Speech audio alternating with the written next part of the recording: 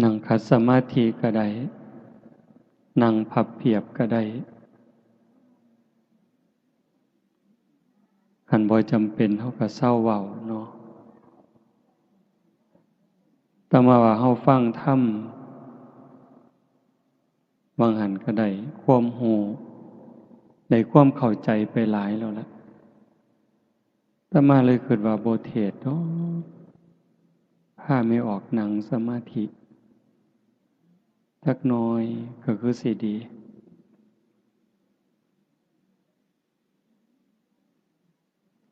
ฟังส่ำนั้นเฮาก็เข้าใจแล้วความรู้เฮาก็ได้หลายอยู่ที่จริงเฮาฟังประจำอยู่แถวนี้อย่างน้อยๆก็2สถานี3สถานีวิทยุที่ส่งมาได้ยินได้ฟังได้ทำความเข้าใจมาหลายยังอยู่อย่างเดียวคือการยกระดับดวงจิตดวงใจเจ้าของให้มันอยู่กับศีลกับธรรม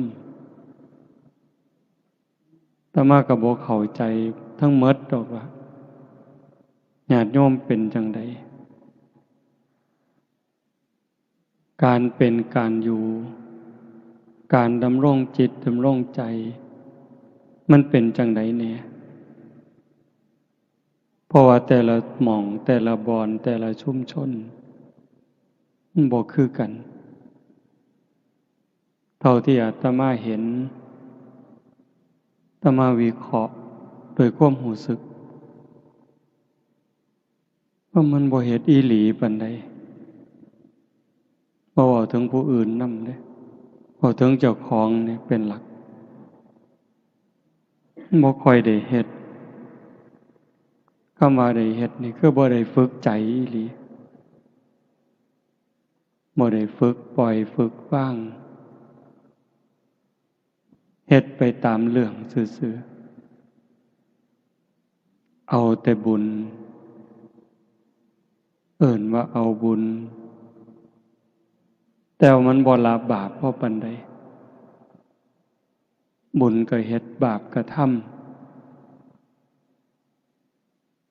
สัตว์ทั้งหลายจึงเวียนว่ายตายเกิดบ่จบบ่สิ้นคือเฮาได้งานนี้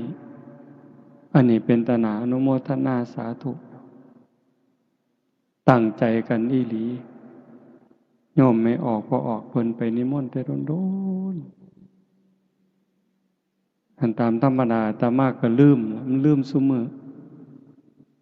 ก็บ่หัวซ่าแล้วนะตอนนี้บ่ค่อยหัวซ่านำงานสิไปพอปฏิเสธกับปฏิเสธซึ่งหน้าเริ่มบ่คือเก่าแล้วล่ะ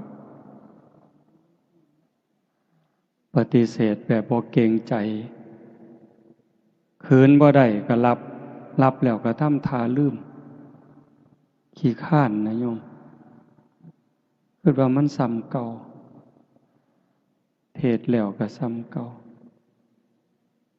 เจ้าของก็เมื่อยซื่อๆใกล้สิตายไปซุมื้อก็จักสิหาวไปเฮ็ดหยัง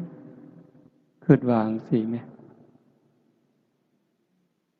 อยากอยู่ผู้เดียววัดก็อยากอยู่ผู้เดียวไล่หนี้หมดญาติโยมก็ไล่หนี้หมดไล่ออกจากวัดหนีไปไสก็ไปดีก็ไปดีซะขี้ร้ายก็ไปตามอยากขี้ร้ายโลดมาทำท่าคืออะไรวะว่ามีเงินมีทองอันนั้นอันนี้ถ้ามาก็ไล่หนี้หมดมื้อเช้าก็บ่ได้ไล่อีหลีดอกเว้าให้ฟังอยากอยู่ผู้เดียวพากันหนีซะไปวะพระเณรก็ตัดออกหมดน้องนุ่งเขาเอิ้นว่าลูกศิษย์ลูกหาอาตมาบ่กล้าเอิ้นเพราะว่าเจ้าของบ่พอเป็นอาจารย์ไผเคยดูแลกันมา10 ปี10 กว่าปีเก่าวัด10 วัดก็บอกว่าขาดกันเด้อบัดนี้ตัดขาดกันหมดจะมาเกี่ยวข้องกันอีก ความคิดสิอยู่แค่หัวในหัววัดโนนกุลมเท่านั้นจากนั้นก็สิบ่คิดฮอดผู้ใดบ่ไปเว้านำผู้ใดแล้วแต่ไผสิดีสิชั่วมันมีความรู้สึกว่าโลกนี่มันคือละคร จริงๆพระพุทธเจ้าก็บอกว่าโลกมันเป็นโรงละครเป็นแดนอุบัติการของบุญและบาปคนดีคนสัวโตเฮาก็แสดงละครตั้งแต่เด็กน้อยเด็กทารกวัยรุ่นหนุ่มสาวเป็นคนเฒ่าคนแก่เป็นวัยกลางคนจนคนเจ็บคนป่วยคนตายคนห้องไห้คนหัวเราะโตโกงพระเอกนางเอกกิเลสใส่หัวให้แสดงท่าทางขึ้นไปคันผู้มีธรรมก็แสดงบทบาทนั้นด้วยความเข้าใจด้วยความถูกต้องตามหน้าที่แต่ว่าถ้ามันบ่เข้าใจล่ะบ่เข้าใจในเงื่อนไขของธรรมแต่มันเข้าใจแสดงเข้าใจเล่นก็คิดว่าตัวผู้อื่นตบตาผู้อื่นแต่จริงๆกำลังเล่นตลกกับเจ้าของเว้าจังสิโยมสิเข้าใจท่านหรือบ่ก็บ่จักแต่มาเห็นว่าเวลานี่คนมันตัวกันหลายมันขี้ตัวแม่นหรือบ่แม่นนะแต่มาก็บ่ฮู้เด้แต่ว่าด้วยความเข้าใจเห็นจังซั่นโยมตัวกันมันก็พอฟังเพราะว่าโยมแต่ว่าพระตัวโยมมันเป็นตาสั่งตัวคันพระอีหลีบ่ตัวดอกแต่ว่าคนห่มผ้าเหลืองมันตัวคน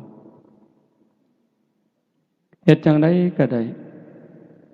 ว่าแต่ให้ได้มาซึ่งแก้วแหวนเงินทองอำนาจวาสนาชื่อเสียงยศบริวารลืมสนิทว่าบาปมีบุญมี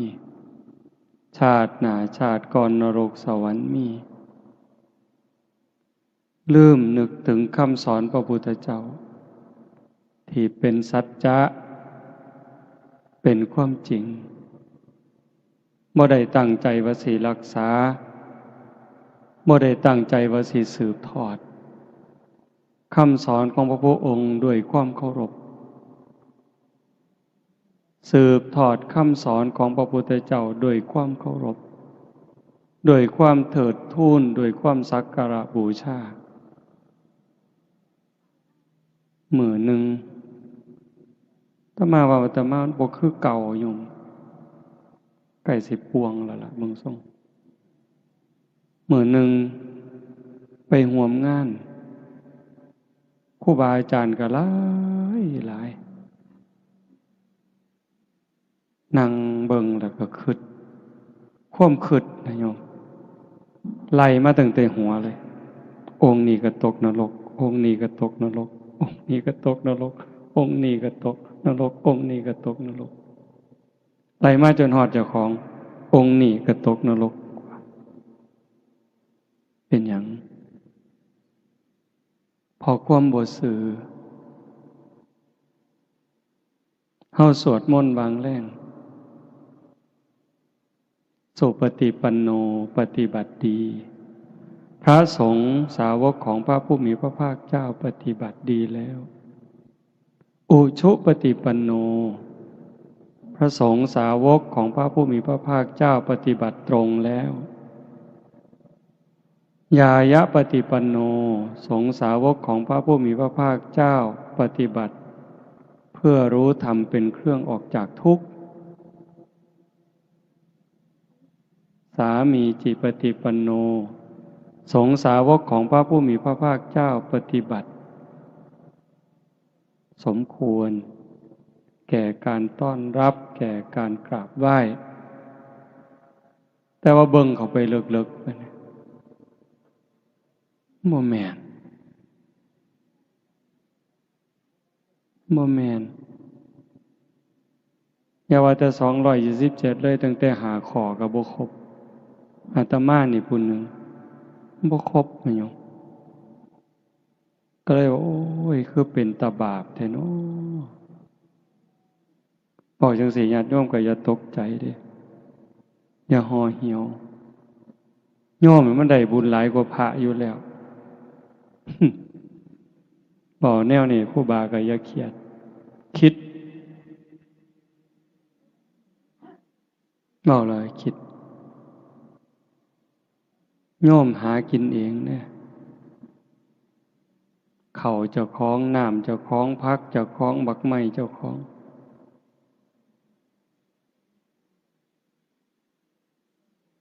แต่ว่าพระเน้นมันมีของเจ้าของจักอย่าง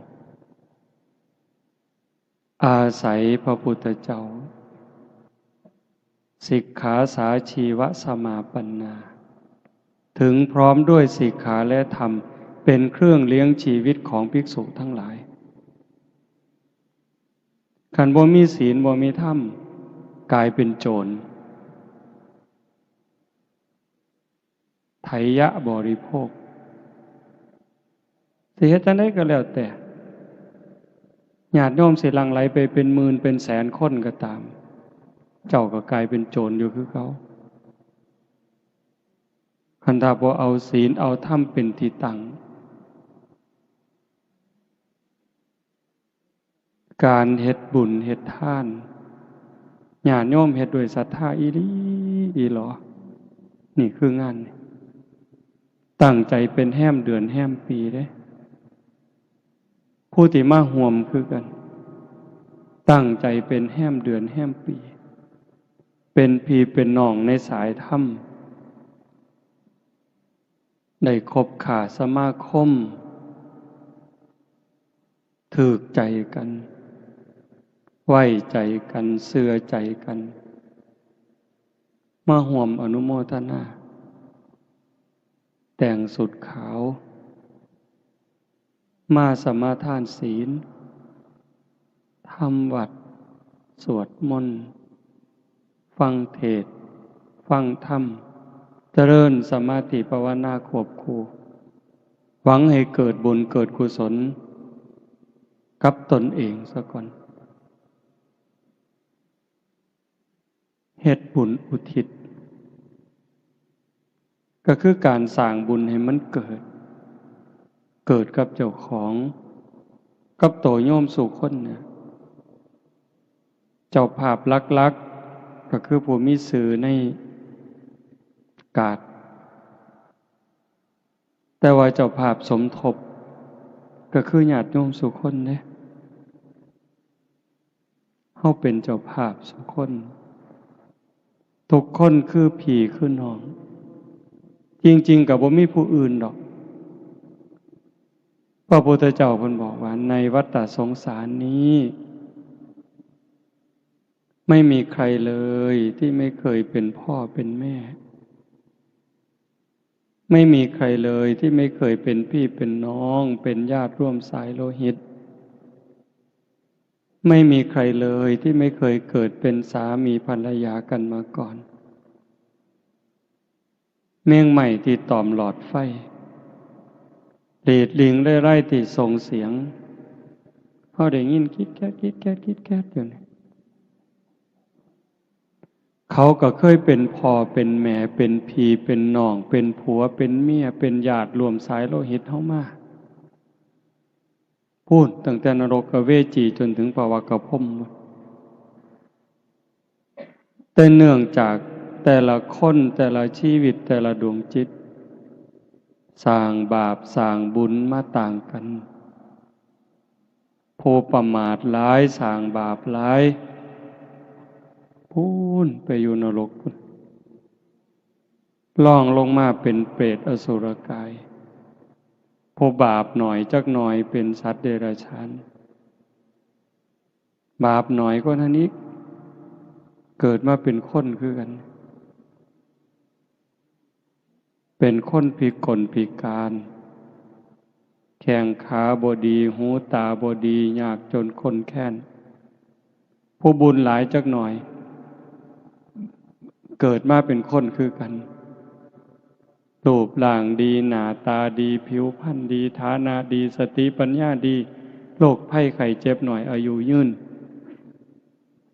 ผู้บุญหลายขึ้นไปเป็นพิเศษเป็นเทวดาเป็นพรหมเฮาล่ะกะซ้ำเฮานี่ล่ะบุญหน่อยกะซ้ำนี่บุญหลายกะซ้ำนี่แต่ว่าก็โชคดีหลายบัดเกิดมาเป็นคนแล้วเกิดมาเป็นคนไทยได้พ่อพระพุทธศาสนาเกิดในบ้านที่มีวัดมีว่ามีครูบาอาจารย์จูงใส่ศีลใส่ธรรมญาติโยมเองก็เป็นผู้บ่ประมาทมีความเสื่อมีความศรัทธามีความเข้าใจในหลักธรรมคำสอนขององค์สมเด็จพระบรมศาสดาเวลาคิดฮอดพ่อคิดฮอดแม่ผู้มีพระคุณที่เลี้ยงมาพ่ายใหญ่เมิดทุกสิ่งทุกอย่างมีความหักมีความห่วงใยว่างอนาคตให้เฮาคือเฮาฟังเทศน์ไปบางหันครูบาอาจารย์เพิ่นเว้าให้ฟังหมดล่ะถือว่าบุญหลายเด้เฮาฟังเทศน์ฟังธรรมเข้าใจได้เกิดศรัทธาแล้วก็มีปัญญาในการเฮ็ดการทำบ่เฮ็ดตามใจเจ้าของคิดบ่เฮ็ดตามความรู้สึกของสังคมบ้านเมืองเขาพาเฮ็ดฆ่าสัตว์ตัดชีวิตเลี้ยงเหล้าเลี้ยงยามีมหรสพที่ยั่วย้อมม่อมเมาปลุกเราบาปอกุศลกระตุ้นกิเลสให้พุทธขึ้นในจิตในใจเฮาเองในจิตในใจลูกหลาน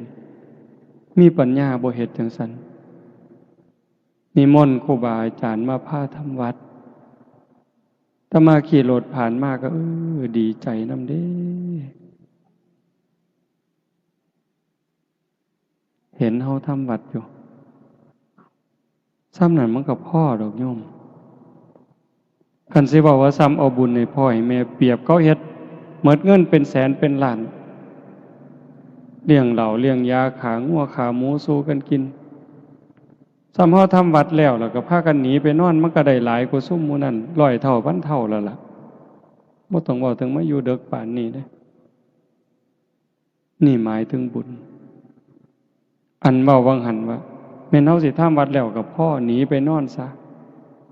มันก็ได้หลายอยู่แต่มันบ่พอสิคุมจิตคุมใจดอกเป็นหยังจังว่าซั่นพอเฮายังสิเดินทางอีกอยู่มันได้หลายเพียงแค่ว่าชนะการเฮ็ดบุญแบบนั้นแต่ว่าการสิเดินทางต่อไปในมือข้างหน้าตัวเฮาเองก็ตามบ่จบง่ายๆการเวียนว่ายตายเกิดถ้าหากว่าเฮายังปิดประตูอบายบ่ได้ปิดนรกบ่ได้ปิดเปรตบ่ได้อสุรกายสัตว์เดรัจฉานบ่ได้บ่ปลอดภัยอะโยมตะยานคันเฮาเบิ่งถึงรายละเอียดในคำสอนพระพุทธเจ้าเนี่ยมันเป็นตะยานถ้ามาเทศน์ดูๆเฮาก็จะได้ยินในวิทยุดงย่างก็จะเปิดอยู่บ่ได้เว้าเอาเองเด้นึกถึงคำตรัสพระพุทธเจ้าที่เฮาได้ยินดูๆดอกเต่าตาบอดนี่เฮาก็ฟังจนเข้าใจคนเฮาเวลาตายจากโลกนี้โอกาสสิกลับมาเกิดเป็นคนมันมีหน่อยซ้ำกับขนงัวซ้ำกับเขางัวสิได้เกิดเป็นคนเนี่ยมีหน่อยซ้ำเขางัวตัวหนึ่งมีเขา2 เขาแต่สิไปตกนรกเปรตอสุรกายสัตว์เดรัจฉานหลายสับ กับขนงัวอันนี้ก็อีกอันนึงแต่หม่องเป็นตะงึดคนนั้นพระพุทธเจ้าเอานิ้วมือนิ้วเดียวนี่ตัดเล็บสันๆเสมอเนื้อจิกดินก็ติดขึ้นมาในเล็บมันสิจัก10,000 เม็ดขันอย่างหลายถามว่าระวังดินในเล็บนี่ถามพระดูก่อนภิกษุทั้งหลายระหว่างเม็ดดินที่ติดในเล็บเราตถาคตกับเม็ดดินในภูเขาหิมาลัยอันไหนมากกว่ากันมันก็เห็นชัดพระภิกษุมันก็ตอบง่ายๆข้าแต่พระองค์ผู้เจริญเม็ดดินในเล็บของพระองค์นั้นมีน้อยนิดเดียวไม่สามารถจะเปรียบเทียบได้กับเม็ดดินในภูเขาหิมาลัยเพราะแต่ว่าจังสัตว์พระพุทธเจ้าเพิ่นบอกว่าดูก่อนภิกษุทั้งหลายฉันใดก็ฉันนั้นสัตว์ทั้งหลายเมื่อกายแตกตายจากความเป็นมนุษย์ในชาตินี้แล้วโอกาสจะได้กลับมาเกิดเป็นมนุษย์อีกในชาติต่อไปนี้มีน้อยนิดเดียวเหมือนกับดินที่ติดในเล็บเราตถาคตแต่ส่วนใหญ่จะไปแออัดยัดเยียดกันอยู่ในนรกบ้างเปรตบ้างอสุรกายบ้างสัตว์เดรัจฉานบ้างมากมายเหมือนเม็ดดินในภูเขาหิมาลัยโยมว่ามันซ้ำใดภูเขาหิมาลัยเป็นภูเขาที่สูงที่สุดในโลกปัจฉายังกับดินที่ติดเล็บอาตมากับว่ามันบ่บาปดอกคันบ่เชื่อพระพุทธเจ้าฟังความเว้าเพิ่นแล้วก็มาน้อมเบิ่งใจเฮามันความคิดความอ่านความรู้สึกการกระทำทางกายวาจาใจที่ถึงพร้อมโดยเจตนาคนเขาได้ดีนี่เฮาอนุโมทนาหลายหรืออิจฉาหลายสรรเสริญคนย่องคนโดยความจริงใจ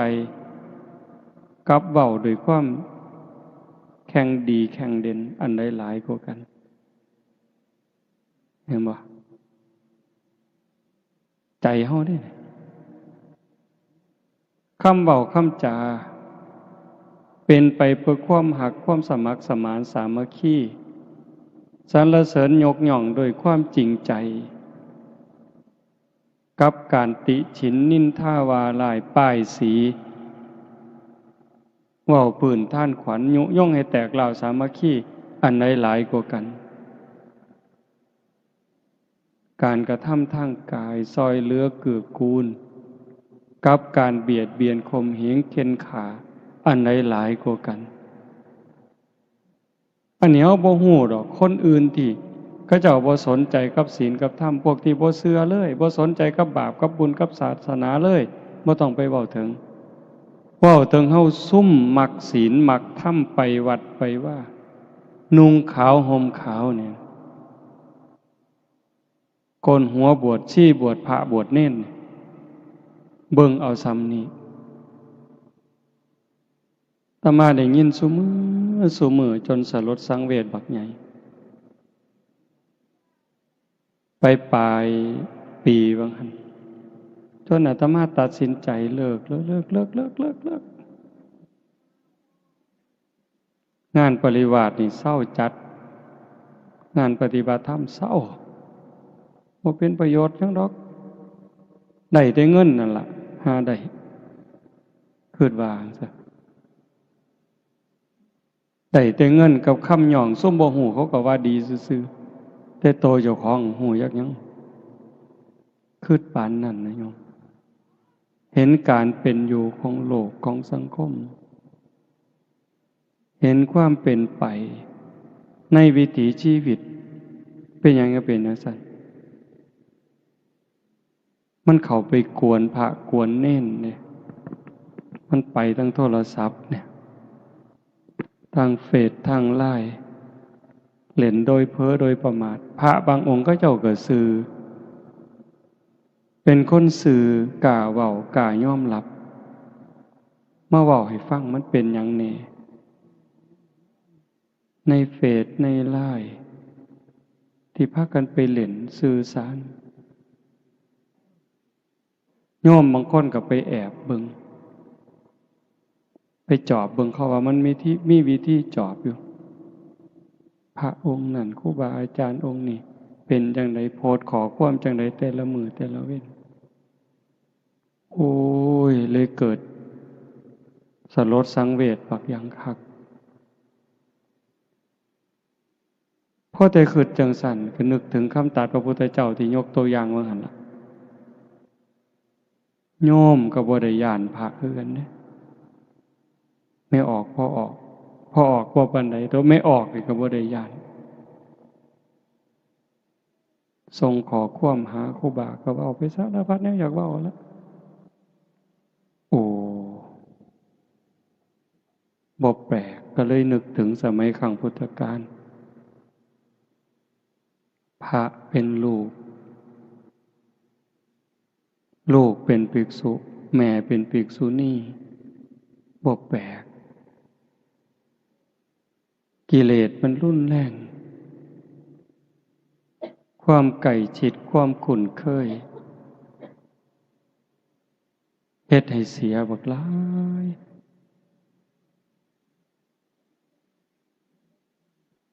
ก็เลยมาเบิ่งว่ามันสิไปไสบัดนี้จังว่าถามญาติถามโยมบ่อยๆแล้วก็บอกญาติโยมเสมอว่าฮักเจ้าของบ่ให้ฮักเจ้าของหลายๆเด้อรู้ตนเจ้าของหลายๆห่วงใยเจ้าของหลายๆคำว่ารู้ตนเจ้าของฮักเจ้าของห่วงใยเจ้าของนี่อย่าห่วงร่างกายหลายกว่าจิตวิญญาณซุมื้อคนดูแลสุขภาพร่างกายดีหาแนวกินดีๆอยู่หม่องสำบายเสื้อผ้าหนาแพร่ดีๆยาบำรุงยารักษาเขามีหอดคอร์ดชะลอไว้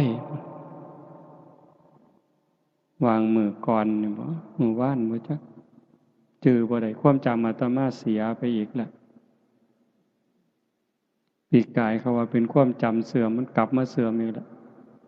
กระสร้างมันดอกก็เจ้ามาเป็นหมอหรอกหมอ2-3 คนเมื่อวันที่31คือส่วนมาสวดมนต์สุดท้ายว่าบ่ได้อยู่ไปเรียนเข้าคอร์สอบรมพิเศษคอร์สชะลอไว้ก็แม่นคนซุมื้อพยายามสิต่อสู้กับธรรมชาติต่อสู้กับความจริงเริ่มตั้งแต่ต่อสู้กับความแก่ความเฒ่าบ่ยอมง่ายเด้ตั้งแต่ผมก็บ่ยอมให้งอกมันงอกก็ยอมก็แม่นอยู่อยากให้มันงามก็บ่เป็นหยังหนังเหี่ยวก็เฮ็ดให้มันบ่เหี่ยวก็แล้วแต่สิหาวิธี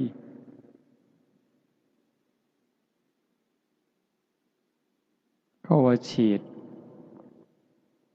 หน้าฉีดข้างฉีดดังหมดซุแนวอันนี้ก็ต่อสู้กับความเฒ่าเด้ต่อสู้กับความเจ็บกับความตายจักเลือดจักน้ำเกลือใส่ออกซิเจนผู้บางคนตามธรรมชาติก็ตายแต่เฮิงแต่ว่าเอาเครื่องซอยไว้คอมพิวเตอร์ซอยไว้แต่บัดสุดท้ายก็สู่บ่ได้คือเก่าพระพุทธเจ้าสอนให้พิจารณามีความเกิดเป็นทุกข์เกิดแล้วก็มีความแก่เป็นธรรมดาแต่ความแก่นั่นก็เป็นทุกข์มีความเจ็บไข้เป็นธรรมดาความเจ็บไข้นั่นก็เป็นทุกข์มีความพลัดพรากเป็นธรรมดาจากสิ่งหักสิ่งแพงแต่ แต่ความผัดผากนะก็เป็นธรรมดาทุกคนต้องผัดผากมีความตายเป็นธรรมดาทุกคนก็หนีบ่พ้นพระพุทธองค์จึงให้สอนให้เฮาเข้าไปหาความจริงเรียนรู้ความจริงแล้วก็เตรียมตัวรับอย่างมีสติอย่างมีปัญญาคือโยมผู้เป็นเจ้าภาพมื้อนี้แหละตั้งใจเฮ็ดกองบุญกองอทะเพื่ออุทิศถึงพ่อแม่ผู้บังเกิดเก่าผู้มีพระคุณไล่บ่หมดดอกบุญคุณเพิ่นนั้นตั้งแต่เรื่องเล็กๆน้อยๆแค่ความหักความห่วงใยเฮาก็ใช้บ่หมดดอกโยมบ่เว้าถึงว่าเพิ่นเลี้ยงจนใหญ่กล้าหน้าบานมอบทรัพย์สมบัติให้เด้เพียงแต่ความห่วงใยห่วงอนาคตลูกสิเป็นจังใดสิมีอยู่มีกินน้ำเขาบ่สิมีหน้าตาในสังคมบ่สิซอยเหลือเจ้าของได้บ่เกิดจากความห่วงใยเพิ่นจึงขนขวายทุกสิ่งทุกอย่างลูกก็จังมีมื้อนี้พ่อแม่เพิ่นคือกันพ่อแม่เฮาก็คือกันสิยากดีมีจนหาเช้ากินค่ำแม่ก็ตั้งขอทานเลี้ยงชีวิตพ่อแม่ก็มีความหักความห่วงใยต่ออนาคตของลูกเห็นบ่จังซั่นเฮาได้ตั้งใจเฮ็ดกองบุญกองกุศลเพื่ออุทิศถึงเพิ่นนี่มันถูกแล้วที่เฮาบ่เฮ็ดตามเขาว่าบ่เฮ็ดตามกระแสของสังคมเฮาพยายามสิเฮ็ดตามคำสอนพระพุทธเจ้ามันเพียงพอสำหรับการให้ทานสิเกิดบุญเกิดกุศลนี่โยมสิฟังอาตมาเว้า2อย่างมันพออีกอันหนึ่งก็ว่ามันบ่พอสำหรับการเฮ็ดบุญมันพอแล้วสำหรับการสิอุทิศส่วนบุญส่วนกุศลเฮาหาพระอริยเจ้าบ่ได้เฮาก็หาครูบาอาจารย์ที่เฮาคิดว่าเพิ่นมีข้อวัดปฏิบัติงดงามตามสมควรพาฝึกพาหัดเว้าให้ฟังเฮ็ดให้เบิ่งแม่ชีแม่ขาวมีความสำรวมกายวาจาใจเฮาหาได้ดีที่สุดในเวลานี้นอกจากการให้ทานเฮาก็มีการสมาทานศีลรักษาศีลปฏิบัติตามสิกขาบทที่พระพุทธเจ้าเพิ่นตรัสเพิ่นสอนมีการสำรวมระวังกายวาจาใจให้เป็นปกติให้เรียบร้อยให้งดงามอันนี้กลายเป็นเนื้อหน้าบุญเด้นอกจากนั้นตัวเฮาเองก็ได้มีการฟังมีได้การเจริญภาวนาสำรวมจิตสำรวมใจตรงนี้มันส่งผลหลายแต่ที่ว่ามันบ่พอนั่นก็หมายความว่าคันเฮายังปิดประตูอบายบ่ได้เฮาก็ว่างใจบ่ได้อุ่นใจบ่ได้ว่าเฮาสิปลอดภัยในวัฏสงสารเนื่องจากจิตเฮามันกลับกรอกอีหลีรักษายากที่สุดอย่าให้ใจเจ้าของเนี่ยอาตมาก็คือกันความคิดความอ่านแต่ละเวลาหน้าที่เนี่ยบ่อยู่กับหล่องกับลอยแม้กระทั่งว่าเป็นพระเขาสมมุติให้เป็นพระสมมุติให้เป็นครูบาอาจารย์แต่บางเทื่อความคิดความรู้สึกมันเป็นตาอยากอายอยากอายคิดบ่คือครูบาเห็นบ่คันสิว่าแต่ครูบาเพิ่นโยมก็ถามโยมมึงว่าโยมคิดคือโยมบ่แต่ว่าด้วยความเข้าใจลึกๆความรู้สึกของอาตมาว่าโยมส่วนใหญ่นี่ย้านบาปหลายกว่าครูบาอยู่เด้นั่งเถื่อเด้อโยมนั่งเถื่อสำรวมระวังย้านบาปย้านกรรมกว่าครูบาอยู่เด้ครูบามันลึงคันถ้าครูบาย้านบาปบ่กล้าซื้อเลขดอกโยมบ่กล้า คันครูบาย่านบาปบ่กล้าบอกเลขแท้ๆอันนิยมกับจะเสือเนี่ยได้คิดเบิ่งเนี่ยสิรวยไปหยังเขาก็บ่ได้ซื้อน้ำก็บ่ได้ซื้อไฟก็บ่ได้เสียกุฏิก็บ่ได้เซาแต่ว่ายังซื้อเลขนำเขาไปเล่นมวยตู้เล่นบั้งไฟไปไกลเลยถ้าย่านบาปบ่กล้าเห็นบ่อันนี้บ่ได้มีเจตนาว่าให้กันเด้เพียงแต่ว่าถึงว่าในใจเนี่ยมันยังเอาบ่ออกคันเห็นไม่ออกผู้สีใกล้ๆครูบาก็ลักขึดแนวบ่คือเด้แต่ว่าไม่ออกบางคนบ่กล้าได้เว้าน้ำพระก้มหน้าเลยเด้หลายหม่องหลายบอนที่เขาเจ้าฝึกดีๆเวลาบ่น้ำครูบานี่ลบตาก้มลงปั๊บย่างสวนทางกับครูบานั่งพับเพียบก้มหน้าลงปั๊บบ่กล้าเงยหน้าเบิ่งพระเห็นบ่นั่นคือแนวมันเป็นตาย้านก็ย้านไว้ระวังไว้คนโบราณเพิ่นสอนดีแต่ว่าซุมื้อมันเริ่มผสมประสานผู้ย้านก็ย้านผู้บ่ย้านก็บ่ย้านเลยเล่นเว้าหยอกเว้าหัวสนิทชิดเชื่อต่อปากต่อคำตาน้อยตาใหญ่ถ้ามาเคยว่าสิจกตามันได้ยังไงบอกเลยมาเล่นตาสมตาวันนี้จกตาเดี๋ยวนี้ปานนั้นนะโยมโลกมันก็จังเป็นอยู่จังซี่ความเดือดร้อน ความบ่เป็นสุขบ้านเมืองก็ขาดระเบียบวินัยวัดว่าก็เริ่มโรยล่าลงโรยล่าลงมันเป็นจังไดนั่นคือเอาใจออกทางศีลทางธรรม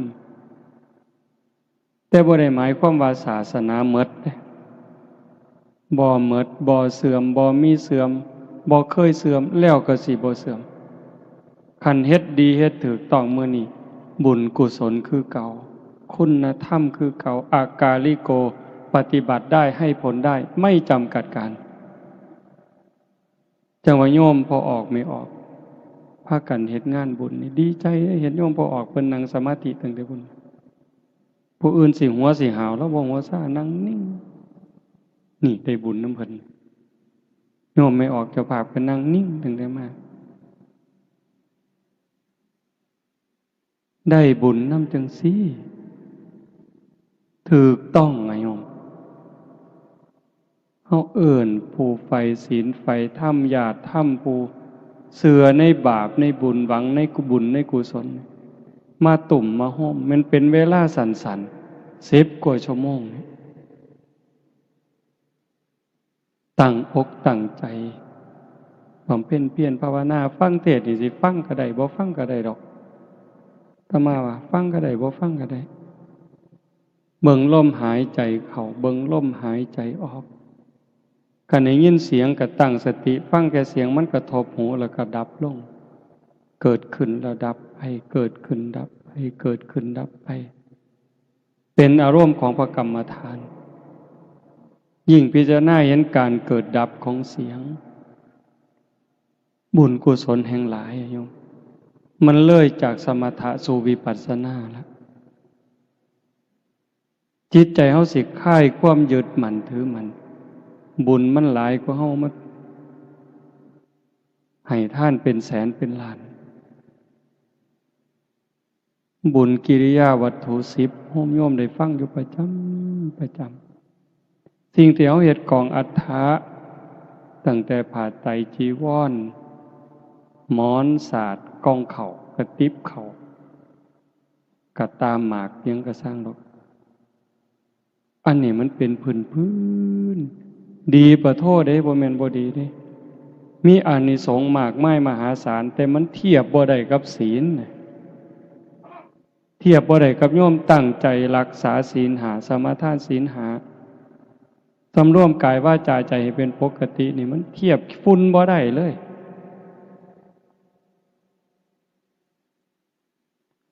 ท่านนี่มีองค์ประกอบบักหลายหนึ่งของให้ท่านนั้นบริสุทธิ์บ่ขันของให้ท่านบริสุทธิ์ผู้ให้บริสุทธิ์บ่ผู้ให้บริสุทธิ์แล้วผู้รับบริสุทธิ์บ่เอาผู้รับบริสุทธิ์ผู้ให้บริสุทธิ์วัตถุท่านบริสุทธิ์เจตนาล่ะก่อนให้คณะให้หลังให้นั่นหลายเรื่องอยู่ดิคุณธรรมของผู้ให้ของผู้รับละเอียดลงไปอีกบักหลายเหตุปัจจัยแต่ว่าการเอาสำรวมกายวาจาใจให้เป็นปกติปั๊บอายสัวกลัวบาปเป็นร้อยเท่าพันเท่าหลายกว่ากันยิ่งมาเจริญสมาธิข่มใจสำรวมใจ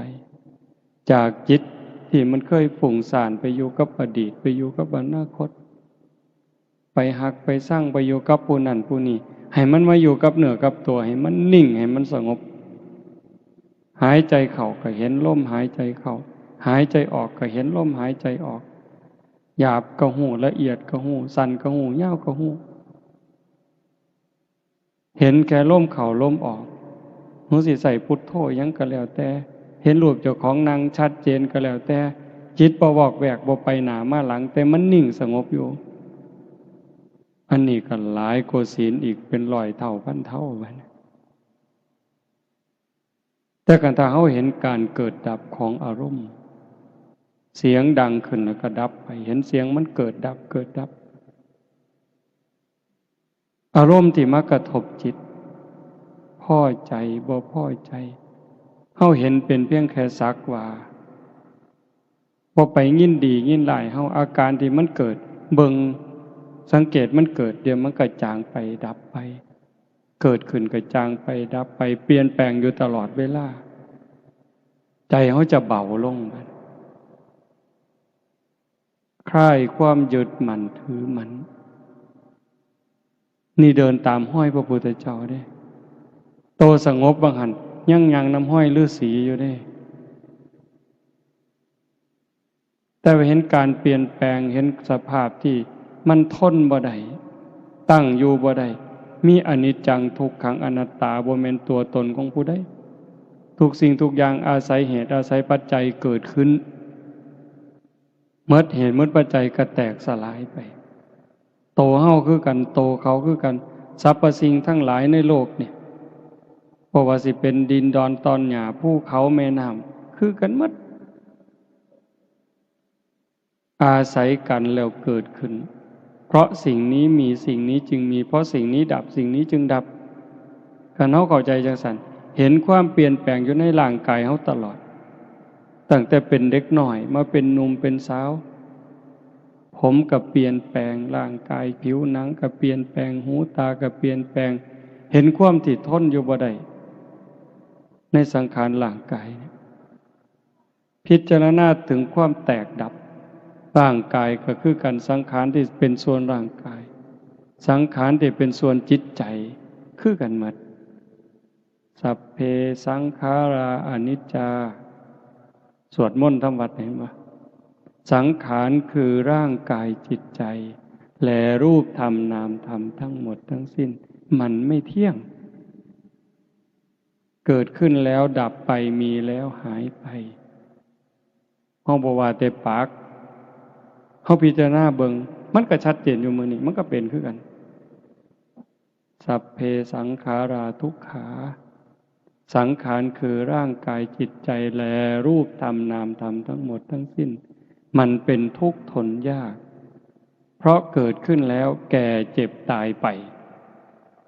บ่แต่ปากเขาพิจารณาตามอีกสัพเพธัมมาอนัตตาธรรมทั้งหลายทั้งปวงทั้งที่เป็นสังขารและมิใช่สังขารไม่ใช่ตัวไม่ใช่ตนไม่ควรถือว่าเรา ว่าของเราว่าตัวว่าตนของเราพิจารณาจังสิมันสิถอนนะโยมคันว่าแต่ปากว่าจนตายก็บ่เกิดประโยชน์แต่คันพิจารณาให้มันซึ้งมันก็สว่างเด้แต่มันก็อาศัยกันน่ะตัวความสงบอย่างน้ำห้อยฤาษีที่ว่าว่างั้นมันก็จะเป็นแห้งทรงให้เฮาเห็นห้อยพระพุทธเจ้าได้คิดอยู่จังหนึ่งอยู่ว่าอยากส่วนพี่ส่วนน้องส่วนญาติส่วนโยมว่าปีพ.ศ. 2559เนี่ยเป็นปีฝึกตาย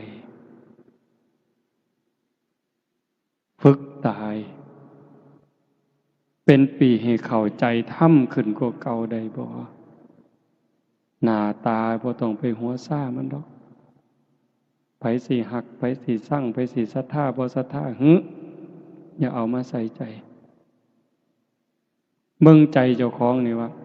มันแบกอยู่บ่มันทุกข์บ่แบกเอาหักคนมาไว้นำมันบ่แบกเอาสร้างคนมาไว้บ่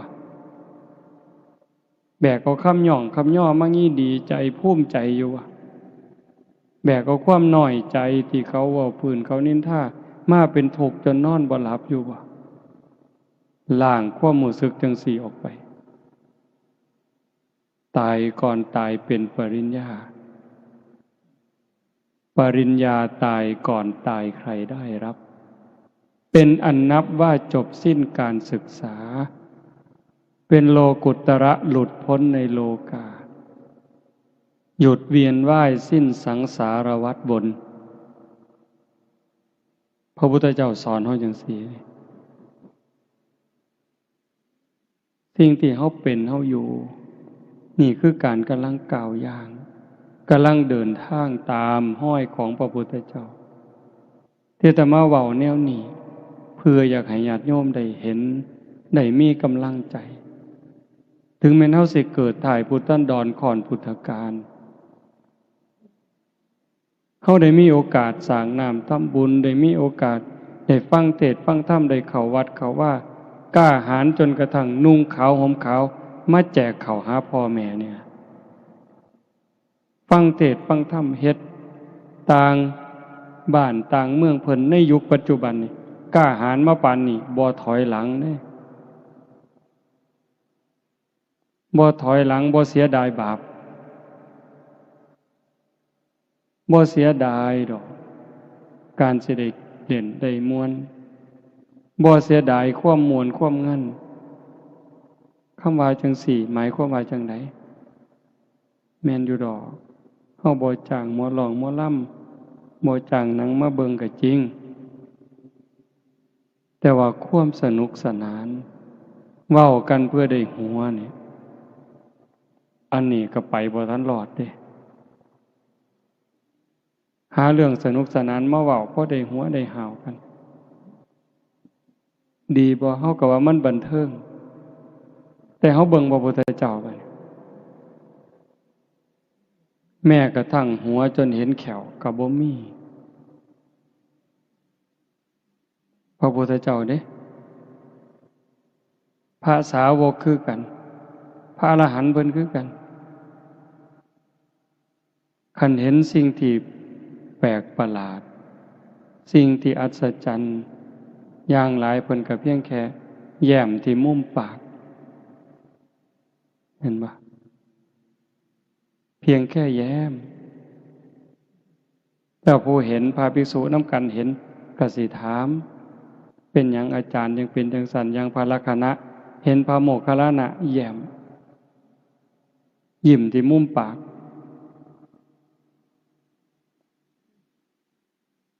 ถามจังซั่นพระโมคคัลลานะเพิ่นว่าบ่ตอบดอกสิตอบต่อเบื้องพระพักตร์ของพระพุทธเจ้า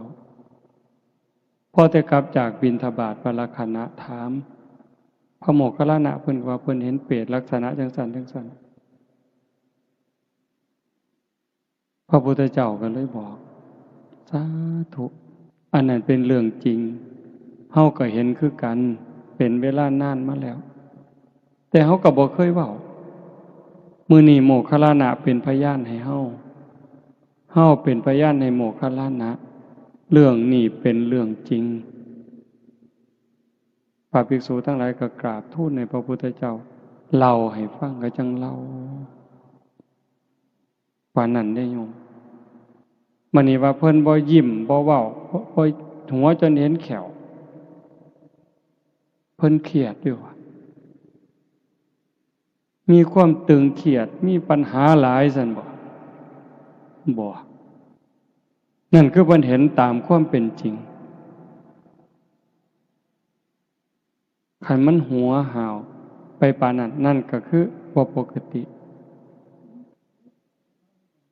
บูดบึ้งก็บ่ปกติคือบ่ติดสายบ่ติดขวาบ่บูดบึ้งแล้วก็บ่ล่าเริงจนเกินคันล่าเริงก็เบิกบานในศีลในธรรมผู้เบิกบานมันม่วนในใจได้โยมเบิกบานในใจเด้บานส่ำใดไม่ออกเคยเป็นหนี้คนแล้วใส่หนี้คนหมดบ่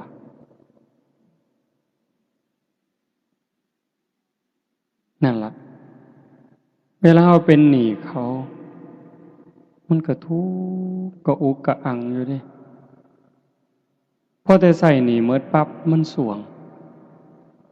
นั่นคือเบิกบานเนี่ยทรงลูกทรงเต่าให้เรียนหนังสือหนังหาจนเขาเจ้าได้ทำการทำงานมั่นคงนั่นเฮาก็สวงเบิกบานเนี่ย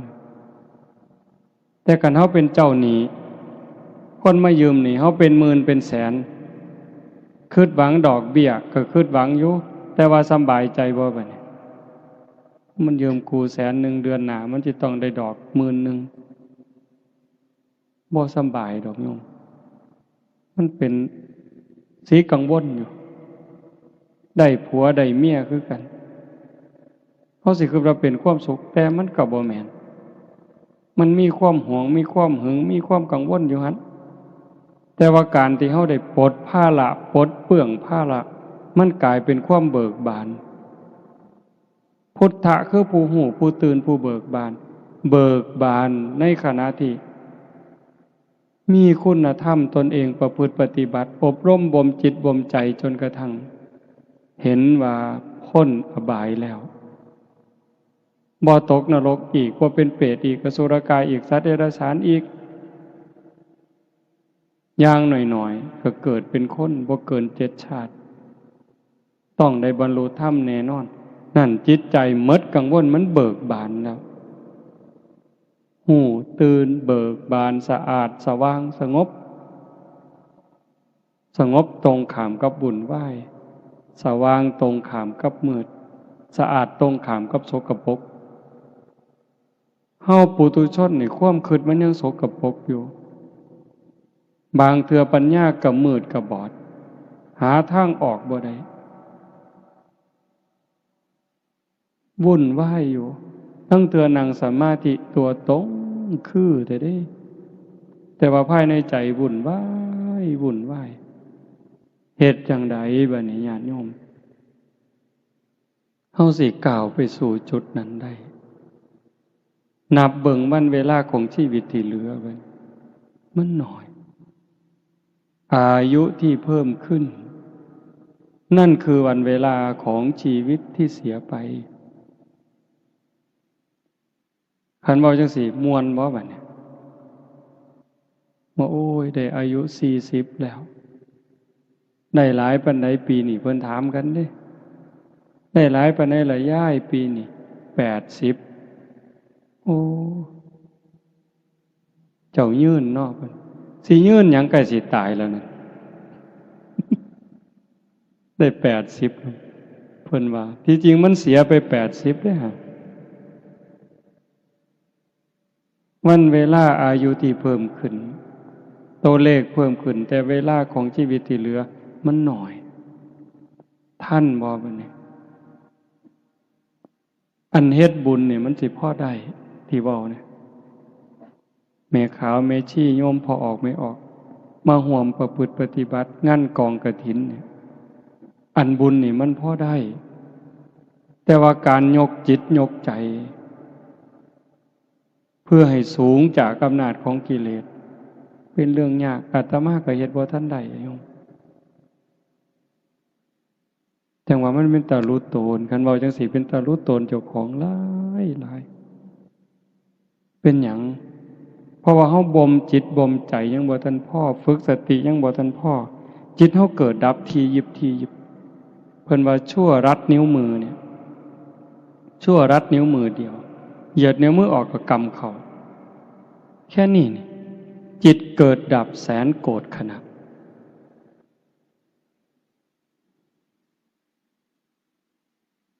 ร้อย10,000เป็นพัน10,000เป็นหมื่น10,000เป็นแสน10,000,000เป็นล้าน10,000,000เป็นโกรธแค่เขาเหยียดมือออกแล้วก็กำนิ้วมือเขาปุ๊บจิตเขาเกิดดีใจเสียใจหักสร้างอิจฉาริษยาแสนโกรธครั้งแสนโกรธขณะเร็วส่ำใดวิทยาศาสตร์เพิ่นบอกว่าแสงเร็วกว่าเสียงแต่ว่าโดยความเป็นจริงมันจิตใจเขานี่เร็วกว่าแสงโบกหูจักหมื่นเท่าแสนเท่าผู้ใดเคยไปเมืองนอกตามไปกรุงเทพนี่คิดฮอดกรุงเทพปั๊บฮอดละผู้ใดเคยไปประเทศลาวคิดเบิ่งเด้อล่ะฮอดผู้ใดไปประเทศอินเดียคิดฮอดปุ๊บฮอดละผู้ใดเคยไปอเมริกาอังกฤษลองคิดเบิ่งติฮอดละเห็นบ่ไวส่ำใดหายใจเข้าตัวสิสุดจิตเฮาเกิดไปเท่าใดเกิดหากเกิดสร้างกันสงบมันบ่ได้คมมันบ่ได้ปึ๊บบัดเจ็บไข้ได้ป่วยเป็นจังไดโยมกะวนกะวายส่ำใดคันบัดเฮาสิตายล่ะรักษาจิตบ่ได้มันปวดเกินมันเจ็บเกินมันทรมานเกินเฮาบ่ฮู้เฮาสิตายย้อนโรคหยังคันโรคเจ็บโรคปวดโรคทรมานข่มเวทนาบ่ได้จิตดิ้นรนแรงตายในขณะที่ทุกข์มันไปอบายแน่ๆคันว่าสันเลือกไหลตายดีบ่นอนหลับตายเลยบ่ต้องลุกก็บ่ฮู้อีกล่ะว่าไหลตายนี่ผู้ไหลตายเขาในลักษณะใดห้องโหโพสังกาบ่นิมิตก่อนตายเป็นจังได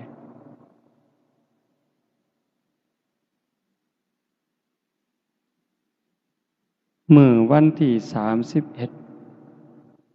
อาตมาขึ้นไปภูเขาหน่อยพระพุทธรูปอยู่นั่นหายามกลางคืนเผื่อมีคนอยากไปนั่งสมาธิพิเศษเอาเฟื่องไปผูกก็นะ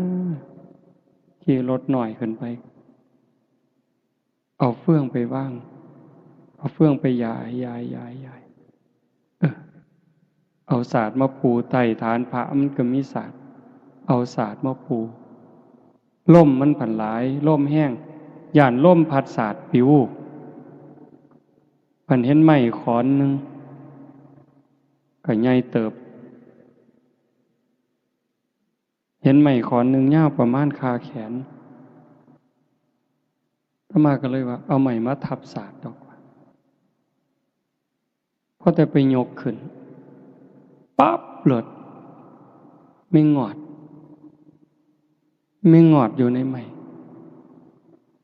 เมืองความเร็วของมันความเร็วของจิตเด้แต่สติตามบ่ทันดอกปั๊บเนี่ยห้องอาตมาลงห้องนี่โอ๊ะอันนี้เขาให้สมมุติเป็นอาจารย์เนี่ยเว้าแต่กรรมฐานอยู่เรื่อยเว้าแต่เรื่องการปฏิบัติเจริญสติอยู่เรื่อยลักห้องบ่ฮู้โตไม่ออก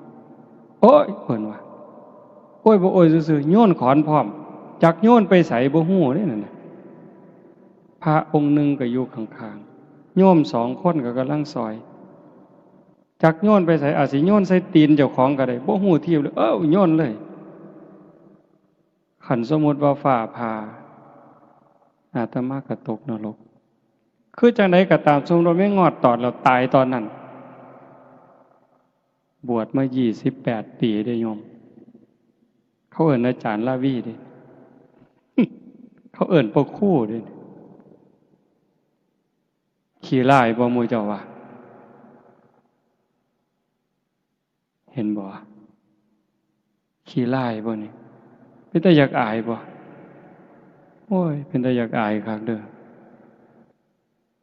คุยบ่ได้โยมมื้อนี้เฮาไปเฮามาขี่รถขี่เรือไปหันไปนี้สิพากันเปิดเพลงฟังสำบายโอ้ยบ่แม่นดอกโยมกินข้าวกินน้ำสิอ่อนซ้อนน้ำแซ่บอยู่นั่นบ่แม่นหาแค้นเขาตายเด้ไปไสล่ะในเมื่อควบคุมจิตบ่ได้ตรงนี้เป็นตาย้านโยมถ้าเว้าถึงบุญนี่มันคักอยู่แล้วแต่ว่าคนเฮ็ดบุญมันก็ตกนรกเห็นบ่พระนางมัลลิกาพระมเหสีของพระเจ้าอุเทนก็อาตมาจำบ่ผิดเราเฮ็ดบุญมาบักอย่างคักบักอย่างหลายแต่จิตดวงสุดท้ายไปเฮ็ดบาปคิดเห็นบาปนิดเดียวตกนรกเอลกาปัตตนาบวช20,000 ปีเด้โยม20,000 พรรษาเด้บ่ได้บวชขี้เล่นๆเด้บวชประพฤติปฏิบัติหวังเป็นพระอรหันต์หวังหลุดพ้นพุ่นน่ะบัดใจสิขาดบวช20,000 ปีเนาะเอาบักอย่างคักหวังบรรลุธรรมเป็นพระอรหันต์แต่ว่าจิตดวงสุดท้ายบัดใจสิขาดภาพที่ตนเองเฮ็ดตะไคร่น้ำขาดมันปรากฏมันกับสำคัญอยู่ในอันบุญมันบ่คือเห็นเด้คือเห็นตะไคร่น้ำพันข้อมันเกิดนิมิตมามื้อนี้ยังเป็นนาคอยู่เด้ผู้ใดสิซอยไผบัดนี้โยมสะเดาะเคราะห์นี่ซอยได้บ่เสริมดวงนี่ได้บ่รดน้ำมนต์นี่ได้บ่ให้ครูบาอาจารย์องค์นั้นองค์นี้เฮ็ดให้ได้บ่มีทางอัตตาหิอัตโนนาโถตนแลเป็นที่พึ่งแห่งตนวิริเยนะทุกขมัจเจติบุคคลสิล่วงพ้นจากความทุกข์ได้ย้อนความเพียรของผู้นั้นเองญาติโยมมาเฮ็ดงานบุญเฮาบ่ให้ความบันเทิงแบบโลกที่มีกิเลสเป็นตัวหนุนเป็นตัวยุมาพาเฮาเฮ็ดแต่เฮาเอาธรรมะของพระพุทธเจ้ามาพาเฮ็ดง่วงแน่เมื่อยแน่อาตมาก็คือกันตั้งแต่ขึ้นมาอาตมาหายใจบ่อิ่มมันอยากตายอยู่เลยยังค่อยรับตาเว้าไม่ออกอยู่ทั้งหน้าสิซ่อมๆรับตาเว้าหายใจเอาลมเห็นบ่แต่ปานนั้นจิตใจก็บ่ทันนิ่งนะใกล้ๆตายนี่มันยังซอกแซกซอกแซกซอกแซกเว้าไปนำคิดนั่นคิดนี่ไปนำเด้มันเร็วอ่ะโยมมันเกิดดับเร็ว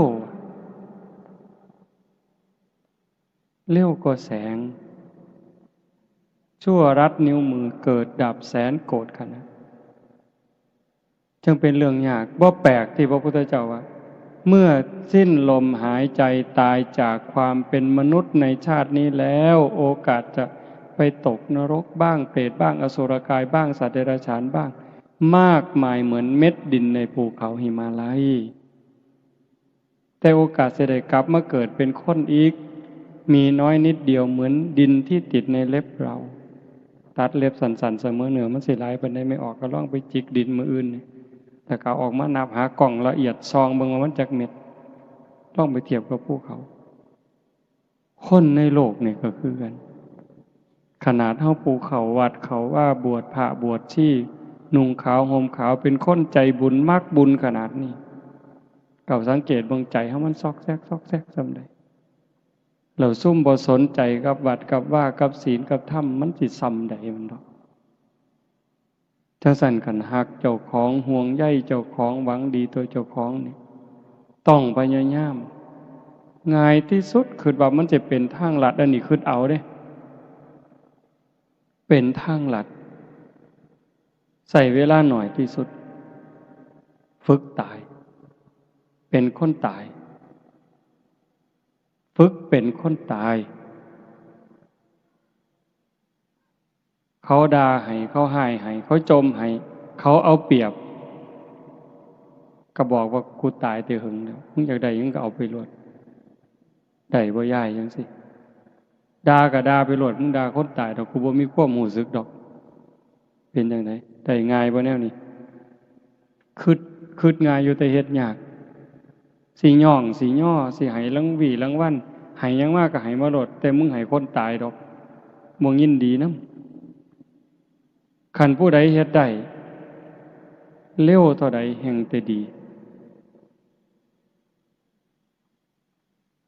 จังว่าคันคือพวกอยู่วัดมื้อเช้าอาตมาก็เว้าอยู่เด้มื้อเช้ามันยังเป็นวันที่3อยู่เนาะเป็นวันอาทิตย์วันเริ่มต้นตั้งแต่มื้อนี้พวกโยมอยู่วัดพวกแม่ชีมื้อยังพวกนี้บ่ปากจังอยู่นำอาตมาได้คือบ่ปากเลย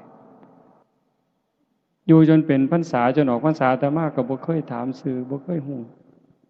บ่เว้านำเขาเจ้าก็บ่เว้าอีหลีก้มหน้าก้มตาเฮ็ดเวียกอย่างเดียวปัดกวาดเช็ดถูนั่งเวลาย่างสวนมาอีกก็นั่งก้มหน้าซอกงอกเดี๋ยวแต่ลุต้นลุตนเรื่องเถื่อเพราะว่าขันบ่เอาจังสั่นมันบ่ได้มันทุกคนก็อยู่ในวังวนของกิเลสตัณหาทั้งหมดขันบ่ฝึกบ่ฝนบ่เขี่ยวเจ้าของเต็มที่ยากกินแสบอาตมาก็หายมันบ่ปกติอาตมาเกินบ้าอยู่เด้แสบหลายก็จมอันสิมาหม้อน้ำแสบน้ำนัวอยู่นี่ห้วยหนีวะโลด มันเป็นจังได๋รู้เพราะว่าเป็นห่วงเจ้าของนำห่วงทุกคนมันเป็นตาย้านโยมที่เว้าเป็นจังได๋อันตายเนี่ยมันก็เป็นตาย้านอยู่แต่อาตมาว่าหลังตายเป็นตาย้านกว่าเป็นหยังจังว่าจังซั่น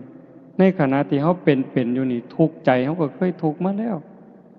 ผัวตายเมียตายลูกตายพ่อแม่ตายเฮาก็ทุกข์มาบ่แห้งอ่ะล่ะแม่โยมแม่อาตมาเสียตั้งแต่ปี52คิดพ่อมื้อนี้ลังเทื่อน้ำตายังออกอยู่ดิเวลาคิดอยากให้ขึ้นมาอาตมาก็คิดหาเรื่องซื่อๆเด้คิดเห็นความบอกความสอนคิดเห็นความหักความแพงที่เพิ่นมีเท่านั้นมันก็ไหลแล้วน้ำตาเห็นบ่ทุกข์ย้อนพ่อแม่ตายพี่น้องตายของหักของแพงเฮาเคยมาแล้วเฮาก็ทนได้มันชินแต่ว่าคันทุกข์หลังตายคันไปตกนรกก็ยุ่งมีหรือบ่มีก็สร้างล่ะแต่อาตมาเชื่อยังอเวจีมหานรกอยู่กับไฟบ่มีช่องว่างของความร้อนไฟคือกับไฟทานกะกะคือไฟแก๊สจัดๆร้อ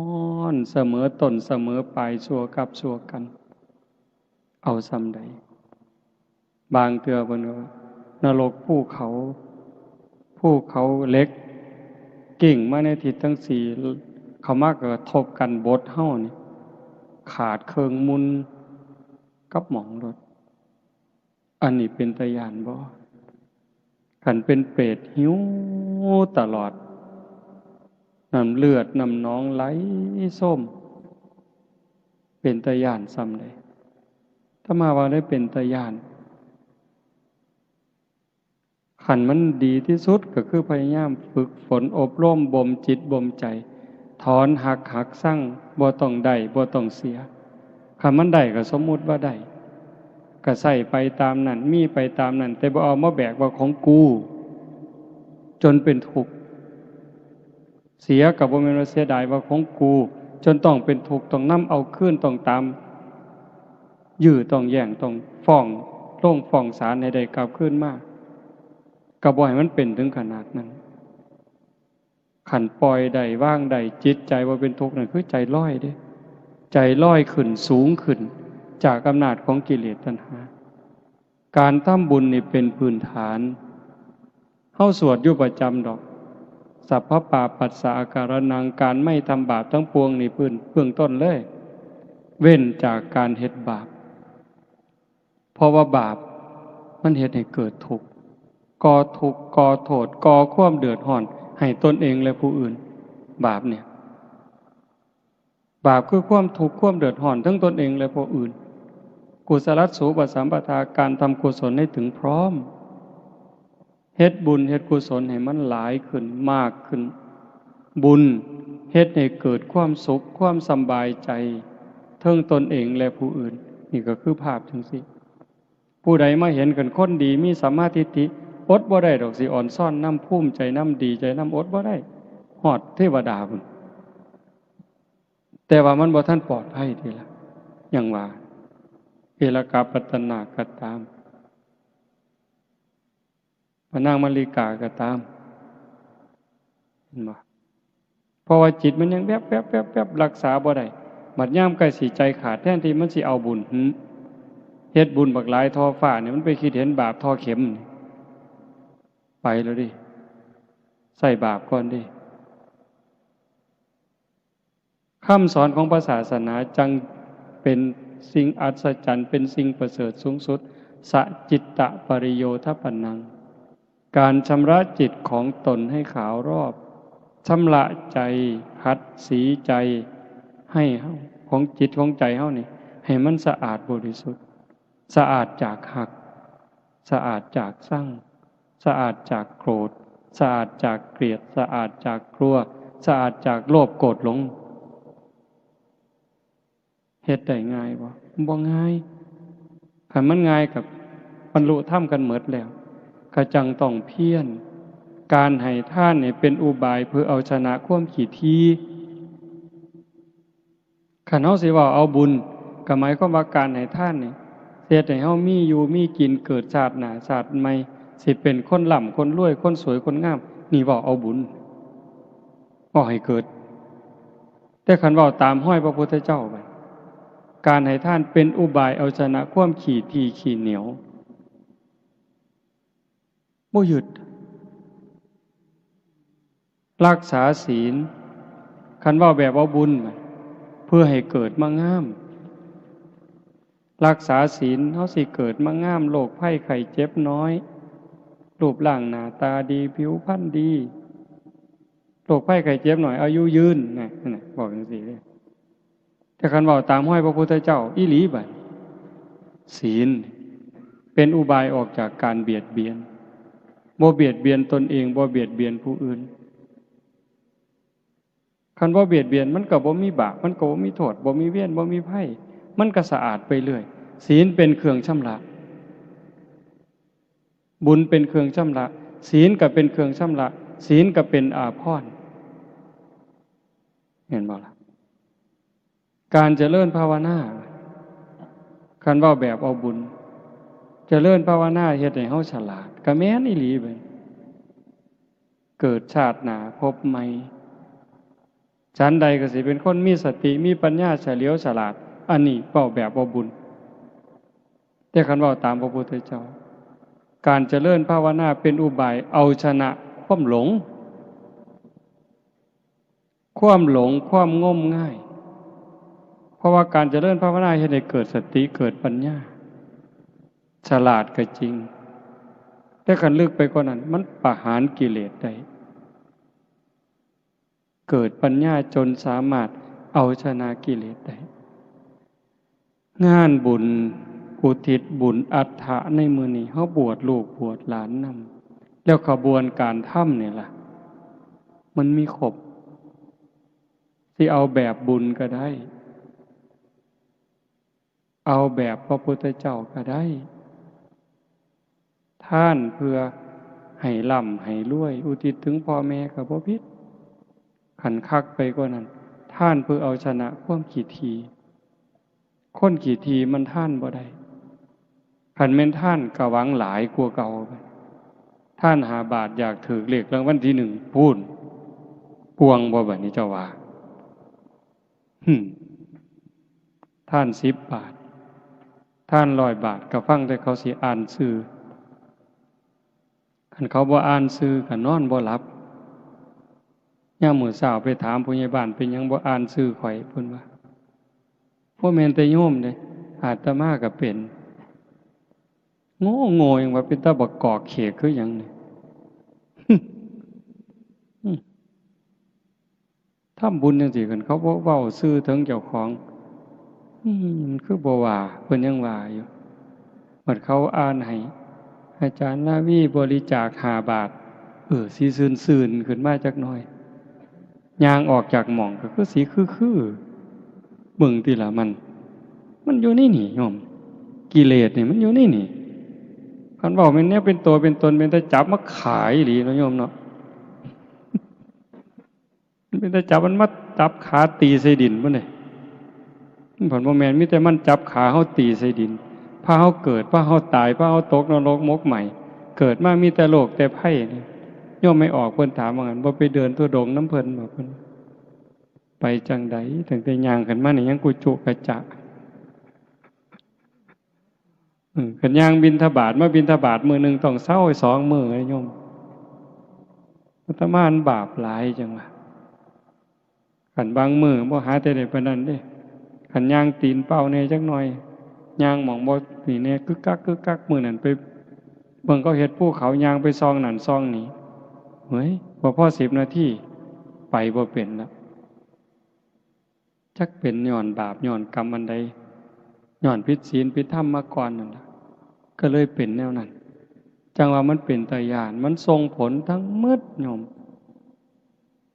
เคยเว้าอยู่อันหนึ่งที่พระพุทธเจ้าเพิ่นบอกว่าขึ้นชื่อว่ากรรมแล้วจะมากก็ตามจะน้อยก็ตามจะไม่ให้ผลนั้นไม่มีสัพพังนรานังสัพพลังสุจินังนะกัมมุนาอากินจนะโมฆะมัตถิขึ้นชื่อว่ากรรมแล้วจะมากก็ตามจะน้อยก็ตามจะไม่ให้ผลนั้นไม่มียกตัวอย่างให้ฟังผู้คนก็สิได้ยินแล้วพอซ้ำเรื่องใส่เบ็ดซ้ำเรื่องใส่เบ็ดทนมือก็ได้รับผลบ่แล้วไม่ออกเป็นอยู่ว่ากัดปากเจ้าของนี่แม่กัดลิ้นเจ้าของอาตมาเนี่ยซ้ำกินน้ำก็กัดโยมมื้อเช้าก็กัดข้างนี่กัดพิศพแซ่บปานใดภาษากินน้ำตั้งแต่นอนหลับๆก็ลั่นกึบใส่คือเห็นตั้งแต่ใส่เบ็ดตอนนั้นปากกบปากปลามันสีกมันขาดเนาะสอดก็สอดข้างเขียดเอาเขียดแก่หน้ามาใส่เบ็ดประคอเขากำลังตั้งกกตั้งกอแดดแอมแซมตอนบ่าย 1บ่าย 2นี่ปลาคอมันกินดีเขียดทั้งเตือก็ได้เขียดโมน้อยทั้งเตือก็เขียดแก่หน้ากอข้างมันตีนมันก็ดีดน้ำแจ๊มป่ามันได้ยินมันก็มาวิ่งมาโลดสวบกับกินเขียดแต่ว่าปลาก็ติดเบ็ดตั้งเตือก็บ่หอยปากมันหอยข้างมันหอยก้นมันตรงนี้อาตมาเห็นแล้วปากนี่เห็นแล้วก้นก็เห็นแล้วจับแมงกะบี่ผู้ใดเคยเฮ็ดไม่ออกนี่สิบ่ดื้อปานใดดอกเนาะบ่คือซุ่มผู้ชายเนาะแต่เป็นเด็กน้อยนี่จักแนวจังสี่บ่มีผู้ใดบอกให้เฮ็ดได้มันหันมึนเนาะย่องจับปึ๊บดึงก้นออกปั๊บหญ้าเสียบปั๊บปล่อยบาดนี้ม้วนปะโทปะท้าย บัดมันเอาคืนเป็นจังได๋บัดให้มันเอาซ้ำนี่เด้ออย่าหลายกว่านี้เด้อไปอินเดียปีกายขี่รถจากบ้านเฮาไปลงกรุงเทพขี่เครื่องบินไปลงโกกัตตาขี่รถจากโกกัตตามาขยายยังบ่ทันฮอดดอกระหว่างเครื่องทางมันเป็นสีคันๆก็ว่าสีเก่าเนาะเอามือมาซูนปุ๊บปั๊มขึ้นเลยไข้ขึ้นมาจังซี่ซ้ำนี่ล่ะปวดคันๆเจ็บบ่ฮู้จักอาตมาบ่ฮู้ว่ามันเป็นอันใดก็เลยถามคนว่าฤทธิ์ดวงทวารเป็นแนวใดมันบ่แม่นมันอยู่ผิวหนังนอก มือที่หามันแตกมันทั้งเลือดทั้งหนองเนาะสอดสบงมาใส่ผ้าจีวรทั้งเหม็นพุ่นมันเน่าเนาะจากนั้นมากก็สิเดือนละเทื่อปวดขั้นกันมากแล้วก็แตกบัดฮอดซุมือนี่หามือเทื่อ4 มือเทื่อโอ้ตั้งแต่เอามือไปค้ำมือเลือดแดงจึงครึ่งเอาไปโหลดเด้อเขียดเลยว่ะมึงที่ละโยมภาษาซ้ำนี่ได้นี่อันเธอไปตัดขี่ไก่เดือนเป็นขู่เป็นถังใส่เบ็ดกบเบ็ดปลาแบบนี้โอ้จากมันสิมาเอามือได้เด้นี่ตั้งแต่เป็นเด็กหน่อยก็ย่านแน่บ่ย่านแน่ดอกเฮาก็ว่าอยากให้พ่อแม่ได้กินตั้งแต่เพิ่นมีไก่สิขาไก่สู่เพิ่นกินทั้งย่านทั้งหานเพิ่นตีค่อยๆตีแห้งๆมันยังจะตายยากบัดนี้ปวดหัวสันตัวบัดน่ะอีหลีอะโยมเอาโดนฟื้นตีทั้งเธอสิตีก็ย่านมันตายคันบ่ตีก็ว่าสิกินมันตีแห้งมันห้องก็ย่านมันแต่พอสุดท้ายก็เอาจนตายจนได้หั่นล่ะวะมันจะมาปวดหัวอยู่เรื่อยนี้บ่พ้นดอกยายเล็กๆหน่อยๆจังซี่เฮาสิใส่แนวใดถามว่าเฮ้ยยายไปสอนได้ปลาลูกคอกก็ว่าแต่เจ้าของหมานแหละเจ้าหั่นได้หัวขี้โพกระบีบขี้แกดหมานได้เมี่ยงหนังง่อมได้เมี่ยงข้าวสารกับวานใส่ปากโลด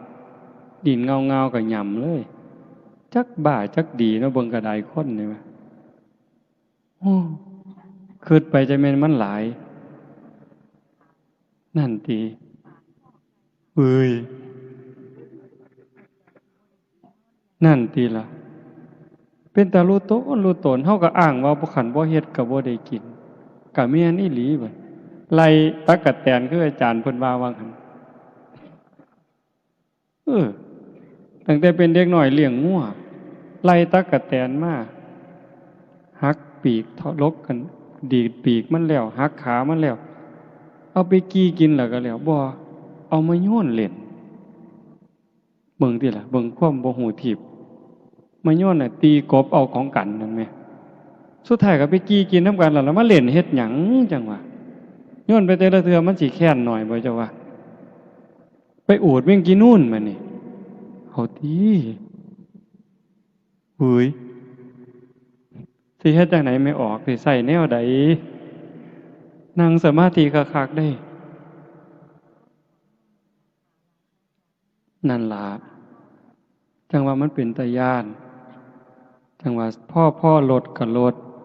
พระพุทธเจ้าเพิ่นว่าเฮ็ดบาปให้เฮ็ดน้อยๆลงมันจำเป็นอยู่บ้านนอกเฮาแฮงทุกข์แฮงยากกันบ่ขาก็บ่ได้กินบ่เฮ็ดก็บ่ได้กินแต่ว่าก็ต้องรู้เสมอได้ว่าเฮ็ดทุกเทื่อบาปทุกเทื่อเพิ่นบ่ได้ว่าโอ้ยเจ้าจำเป็นดอกน้อยมมาบาลเพิ่นบ่วางซิเจ้าจำเป็นน้อจังขากันบ่ขาก็บ่ได้กินข้าซั่นเจ้าบ่ต้องบาปดอกบ่ว่าเอาคือเขาแต่ว่าฝ่าวใส่หนีกรรมใส่หนีเวรเขาโดยการให้ทานนี่ก็อุทิศให้เขารักษาศีลก็อุทิศให้เขาการเจริญภาวนานี่สำคัญที่สุดจังว่ามันเป็นขันให้ทานก็ซ้ำหนึ่งรักษาศีลก็ซ้ำหนึ่งเฮ็ดสมาธิให้จิตสงบนี่ก็ได้ระดับหนึ่งแต่ขันธาวิปัสสนาเห็นการเกิดดับพิจารณาการเกิดดับมันได้เร็วอันนี้จริงบ่จริงเชื่อบ่เชื่อก็บ่เป็นหยังอาตมาได้ยินครูบาอาจารย์เพิ่นเว้าเพียงแค่เฮานั่งสมาธิได้โยมหายใจเข้าหูจักว่าเฮาหายใจเข้าหายใจออกเห็นลมหายใจออกชัดเจนเทื่อนึงใส่หนีกรรมได้6ชาติดับภพดับชาติได้6ชาติดีบ่ขันยุบหนอพองหนอเห็นท้องพองหนอชัดเจนยุบหนอชัดเจน รอบหนึ่งตัดภพตัดชาติไปได้6 ชาติเฮ็ดดูเท่าใดเฮงแต่หน่อยลงเท่านั้นบาปยิ่งหน่อยลงเท่านั้นหมดไปหลายเท่านั้นเพิ่นฟังถูกเพิ่นเฮ็ดถูกคือองคุลิมานฆ่าคน999อันนี้จักหน่อยจักหลายอันเพิ่นว่าเท่าที่นับได้นี่เท่าที่แขนพวงมาลัยไว้ได้นี่ก่อนนั้นนับบ่ถ้วนฟังถูกเฮ็ดถูกตามคำสอนพระพุทธเจ้าคันตามธรรมดาสิได้อีหยังมีแต่นรกอย่างเดียวเท่านั้นตัวแต่นั่นฟังถูกวางจิตถูกเฮ็ดตามถูกได้เป็นพระอรหันต์มื้อนี้ญาติโยมเฮาคือกันคันเฮ็ดถูกเฮ็ดแม่นฟังให้เข้าใจสังเกตเวลาเฮาประพฤติปฏิบัติเฮ็ดให้มันเป็นอย่าเฮ็ดให้มันคืออาตมาบอกโยมอยู่วัดแนวนี้นี่อย่าเฮ็ดให้มันคือนี่คือเพิ่นเฮ็ดให้มันคือเพิ่นแต่เจ้าของบ่เข้าใจมันบ่เป็นประโยชน์เฮ็ดหยังทำหยังให้มันเกิดจากความเข้าใจบ่คือผู้ใดก็สร้างมันเถาะแต่มันเกิดจากความเข้าใจเป็นเหตุเป็นผลน่ะมันสิเป็นประโยชน์สำหรับการซอยเหลือจิตวิญญาณเจ้าของนี่เรื่องจังซี่ให้ญาติโยมได้ทบทวนแต่มาเว้ามาทั้งหมดเนี่ยบ่ได้เว้าเรื่องบุญแจกข้าวเพราะว่าอาจารย์เพิ่นเว้าไปแล้วก็สิองค์ต่อๆไปก็สิมาเว้าผู้ละเล็กผู้ละน้อยเพื่อทำความเข้าใจยิ่งขึ้นแต่มาเลยบ่เว้าในมุมนี้ให้เห็นว่าชีวิตเฮานี่เป็นผู้ที่น่ารู้ตนที่สุดน่าห่วงใยที่สุดทั้งที่เฮาโชคดีเราได้เกิดเป็นมนุษย์พบพระพุทธศาสนาแต่คันเฮาถือเอาประโยชน์บ่ได้ประโยชน์ในที่นี้หมายความว่าอย่างน้อยๆคือปิดประตูอบายบ่ไปตกนรกอีกแล้วบ่เป็นเปรตอีกแล้วบ่เป็นอสุรกายอีกแล้วบ่เป็นสัตว์เดรัจฉานอีกแล้วเฮ็ดจังได๋สิไปฮอดวันนั้นคันเฮาบ่เข้าใจละความโลภความโกรธความหลงบ่ได้มันก็บ่รอดวิธีที่รัดสั้นที่สุดสะดวกที่สุดก็คือพยายามทำหูความรู้สึกคือกับเจ้าของเป็นคนตายแล้วได้ก็บ่งึดเสียก็บ่งึดย่องก็บ่งึดเว้าพื้นก็บ่งึดข่อยตายแล้วนี่นะเฮ็ดจังไดมันสิได้อาตมาก็เฮ็ดบ่ทันได้จังว่ามื้อนี้มาส่วนญาติโยมทั้งเมืองมาหาญาติโยมทุกคนที่มาฟังนำกันเฮ็ดไปพร้อมกันฝึกตายก่อนตายเป็นปริญญาสวนหมกปริญญาตายก่อนตายคันเฮ็ดได้เบาโยมบ่เครียดนำไผบ่สั่งนำไผบ่ม่วนนำไผม่วนนำแต่ธรรมะม่วนโดยบ่ต้องหัวบ่ต้องร้องเพลงบ่ต้องฟ้อนบ่ต้องหยังแต่มันม่วนอยู่ทั้งในเบิกบานอยู่ทั้งในรู้สึกว่าเจ้าของปลอดภัยจากบาปจากอกุศลปลอดภัยจากทุกข์โทษที่ต้องได้รับจากการคิดผิดเว้าผิดทำผิดเพราะว่าทุกสิ่งทุกอย่างที่ออกจากปากเฮาจากใจเฮาจากการกระทำเฮาที่ถึงพร้อมโดยเจตนามันมีความถูกต้องอยู่เสมอให้ถูกต้องมาก่อนดีสิเฮ็ดหยังทำหยังคือกันให้ถูกต้องจังต่อโดยดีงามถูกต้องดีงามอย่าให้มันดีอย่างเดียวคันดีอย่างเดียวบ่ปลอดภัยจังสั่นมื้อนี้ใช้เวลามาประมาณ1 ชั่วโมงครึ่งก็คือสิสมควรแก่การเวลาอีก15-16 นาทีก็สิ6 ทุ่มขออนุโมทนาสาธุกับญาติโยมผู้เป็นเจ้าภาพโยม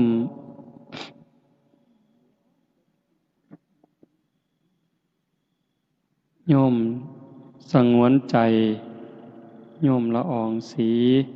ใช่ปัญญาโยมสหัสชัยโยมสาวนีพันโยม ณภาพรจันใสโยมจำเริญโยมคำพันธ์พิเคราะห์กิจโยมต้องพูนเบญจวรรณสีเชียงสาโยมชาติชายอุไลจันใสโยมจาติรัตน์ดวงรัตน์จันใสโยมสมบูรณ์สุปานีสีเชียงสาโยมสุรชัย